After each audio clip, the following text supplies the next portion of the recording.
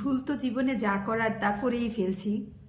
তো কি ভুল করছি সেটাই আজকে আপনাদের সাথে শেয়ার করব। আপনার আমার একটা পরিবার, শেয়ার না করলেও হয় না।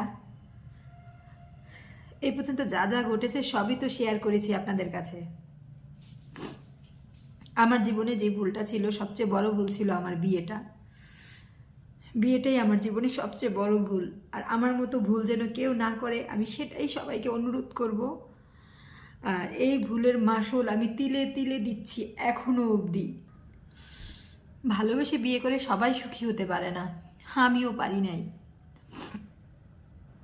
আমিও এই সংসারে অনেক মানিয়ে নেওয়ার চেষ্টা করছি, সব কিছু মুখ বুঝে সহ্য করতেছি আজও অবধি। দেখতে দেখতে এত বছর কাটিয়ে দিয়েছি তার সাথে। আমি বিয়ের প্রথম দিকে বুঝতে পারিনি তার স্বভাব চরিত্রগুলো কেমন। আস্তে আস্তে যখন বুঝতে পারি, তখন পেছন দিকে সরে যাওয়ার কোনো রাস্তা ছিল না। যে আমি যে তার কাছ থেকে সরে যাব, তার কাছ থেকে সংসার থেকে সরে যাব, কোনো রাস্তা ছিল না।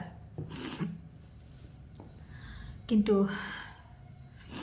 তার সবচেয়ে আরও একটা বড় ব্যাপার ছিল, মাথার উপরে একজন ভালো গার্জিয়ান ছিল না আমার, যাকে নিজের কষ্টগুলা বলতে পারবো, নিজের দুঃখগুলা শেয়ার করতে পারবো। পারি নাই। ওই যে ভালোবেসে বিয়ে করছি তার জন্য বলতে পারি নাই।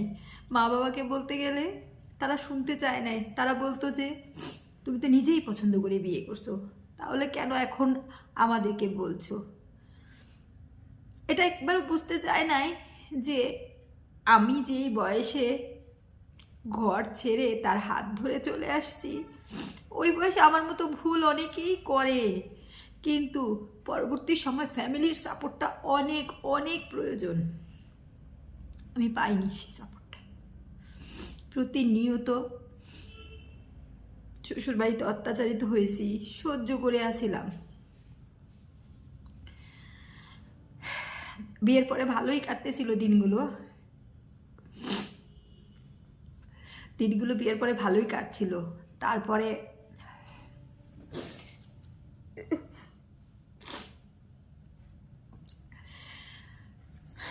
বিয়ের 14-15 দিন পর হঠাৎ করে আমার স্বামী এসে আমাকে বলল, তোমার গহনাগুলা দাও। তখনও বুঝতে পারিনি। আমার মা আমাকে অনেক গহনা দিয়েছিল বিয়েতে, তখনও অত একটা বুঝতে পারি নাই যে গহনা চাবার কারণ কি। আমাকে প্রায় 10 ভরি গয়না দিয়েছিল আমার মা, ওদের বাড়ি থেকেও দিয়েছিল, তবে আদার্স কিছু আর দেয়নি। গহনাগুলো দিয়েছিল আমার মা এই ভেবে যে মেয়েকে দিলে থাকবে। টাকা পয়সাগুলো কিছুই, যদিও আমি মিথ্যা বলবো না, কিছুই দেয় নাই। ঠিক বিয়ের 15-16 দিন পরে আমাকে এসে বলতেছে, তোমার গহনাগুলো দাও।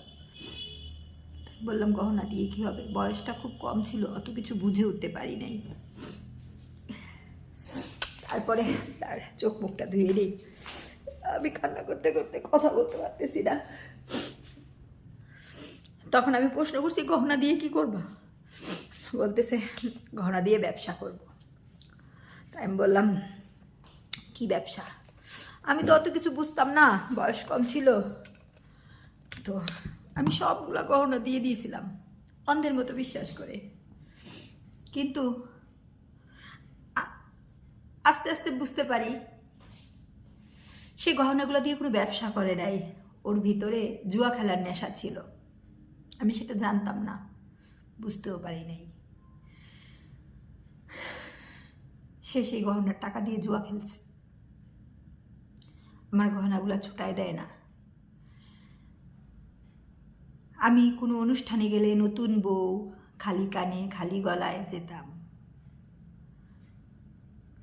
কিন্তু আমার গহনাগুলো সে ছাড়িয়ে দিত না, শুধু বলতো আছে, পাবা পাবা। কিন্তু কখনো মুখ ফুটে কিছু বলতো না।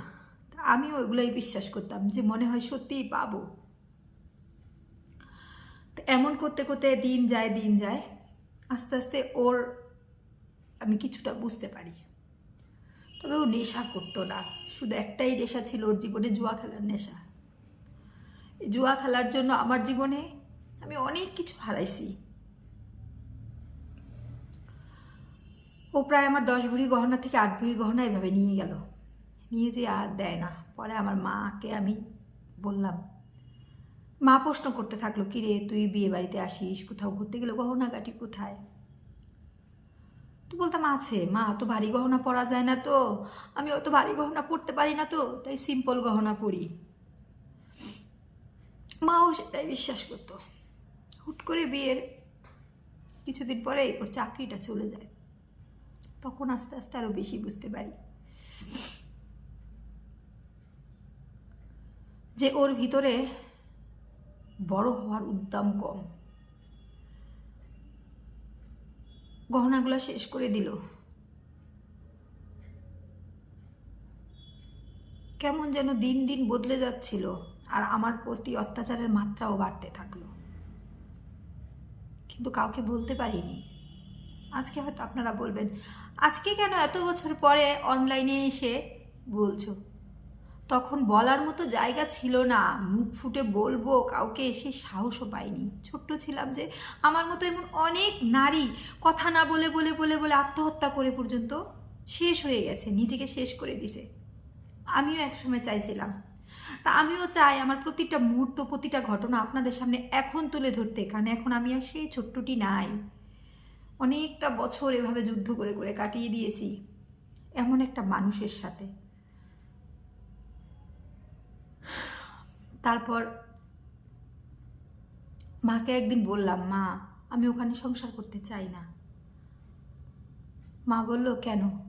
আমি যখন সব ওর ঘটনাগুলো বলতে থাকলাম যে আমি ওর কাছে দিনের পর দিন অত্যাচারিত হচ্ছি, আমি ওর পরিবারে অত্যাচারিত হচ্ছি।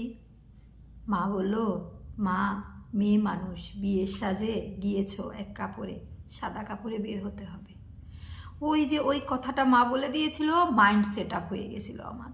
আমি আর কখনো ওই মাকে কোনো দিন নিজের কষ্টের কথা প্রকাশ করি নাই। এখন আমার মাও নেই, প্রকাশ করার মতো সে জায়গাটাও নেই। সবাই আমার সুন্দর হাসি খুশি মুখ দেখে না সবাই ভাবতো আমি অনেক সুখী। কখনো কাউকে বুঝতে দিতাম না নিজের কষ্টগুলো, কখনো কাউকে বুঝতে দিতাম না। সবাইকে সবসময় কিভাবে নিজের সংসারকে বড় রাখা যায়, কিভাবে স্বামীকে বড় রাখা যায়, ওইভাবেই রাখতাম।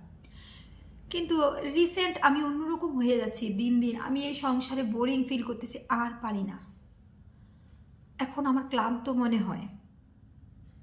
আমি কিভাবে দিনের পর দিন অত্যাচারিত হয়েছি সেগুলো আপনাদের সাথে এক এক করে করে শেয়ার করব। আমি এই সংসারে কি করে টিকে আছি আমার মতো মেয়ে, আমি সব শেয়ার করব। এমনও শুনতে হয়েছে আমাকে, তোমার কোনো যোগ্যতা নাই। আমি কিন্তু লেখাপড়া খুব কম জানি, তোমার কোনো যোগ্যতা নাই, তুমি কি করবে? তুমি জীবনে 1 টাকা ইনকাম করার তোমার যোগ্যতা থাকবে না, দেখতে সুন্দর না, অলক্ষীর মতো দেখতে। আমার এমনও শুনতে হয়েছে। তা আজকে শুধু নিজের এতটুকু প্রথম ধাপটুকু দিয়ে শুরু করলাম, আমার লাইফ স্টোরি দিয়ে, যে আমার সাথে কি বিয়ের পর থেকে ঘটেছে। এটা ছিল আমার বিয়ের প্রথম দিকের ঘটনা, আরও অনেক অনেক হাজারো ঘটনা আছে যেগুলা আমি এখনো মনে পড়লে চিৎকার দিয়ে দিয়ে কান্না করি। আমি যে কাজগুলা করি নাই সেই অপবাদগুলা পর্যন্ত আমার মাথায় নিয়ে ঘুরতে হয়েছে। তাই আমি আপনাদের সাথে প্রতিটা জিনিস শেয়ার করব আমার লাইফ স্টোরিতে। আমি বলেছিলাম যে আমার ইউটিউব চ্যানেলে আমার লাইফ স্টোরিটা আমি তুলে ধরবো সম্পূর্ণ, এতে আমাকে কেউ খারাপ ভাবুক আর ভালো ভাবুক, কারণ আমি এখন বলার মতো একটা প্ল্যাটফর্ম পেয়েছি। এতদিন আমি চিৎকার করে কাউকে বলতে পারি নাই আমার কষ্টগুলা, এখন তো আমি বলার মতো একটা জায়গা পেয়েছি, কেন বলবো না? আমি তো কারো কাছে টাকা চাই নাই, পয়সা চাই না, আমি একটু বলে হালকা হতে চাই। মেয়েরা দুঃখের কথা বলে মায়ের কাছে, আমার তো মাও নাই, আমি কাকে বলবো? একের পর এক মিথ্যে হাসি, মিথ্যে গল্প, মিথ্যে রসিকতার মাঝখানে বেঁচে আছি। এভাবে বেঁচে থাকা যায় না, এভাবে বেঁচে থাকা যায় না। তো নেক্সট ভিডিওটা অবশ্যই আপনারা দেখবেন, তাহলে বুঝতে পারবেন নেক্সট আমার সাথে কি ঘটেছিল। তো ভালো থাকবেন, পুরো ভিডিওটা দেখলে অবশ্যই লাইক কমেন্ট শেয়ার করে দিবেন। প্রত্যেকটা মানুষ যেন জানতে পারে যে মেয়েরা মা বাবা সাপোর্ট না করলে, বিয়ের পরে যদি তারা ভুল করে কোনো ছেলেকে পছন্দ করে বিয়ে করে, মা বাবার সাপোর্ট না থাকলে সেই মেয়ের কতটুকু সাফার করতে হয় সংসারে বিয়ের পরে। সবাই ভিডিওটা বেশি বেশি করে শেয়ার করে দেবেন।